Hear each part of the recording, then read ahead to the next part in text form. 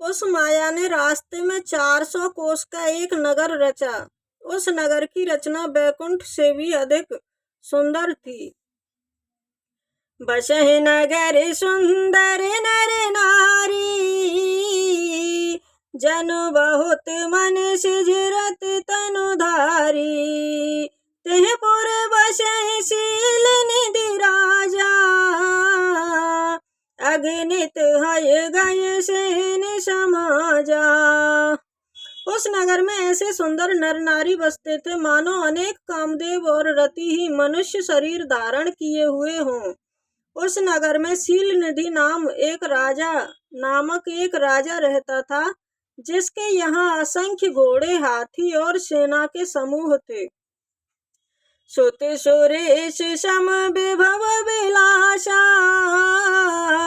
रूप तेज बल नीति निवासा। विश्व मोहनी तासु कुमारी, श्री विमोहज स्वरूप निहारी। उसका वैभव और विलास 100 इंद्रियों के समान था। वह रूप, तेज, बल और नीति का ग्रह था। उसके विश्व मोहिनी नाम की एक कन्या थी, जिसका रूप लक्ष्मी जी को भी मोहित कर देता था। सोई हरि माया सब गुण खानी, शोभाता सुख जाय बखानी। करे स्वयंवर सोनप वाला, आए तह अगणित महिपाला।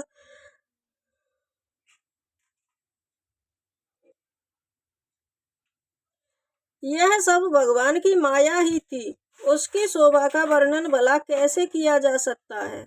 वह राजकुमारी स्वयंवर करना चाहती थी, इसलिए वहां अनेक राजा आए हुए थे। मुनि कौतुकी नगर तह गयऊ, पुरवासिन सब पूछत भयऊ। सुन सब चरित भूप गृह आए, कर पूजा नृप मुनि बैठाए।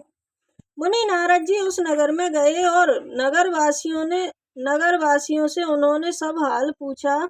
समाचार सुनकर वे राजा के महल में पहुंचे। राजा ने पूजा करके मुनि को आसन पर बैठाया। आन दिखाई नारद हे भूपति राजकुमार,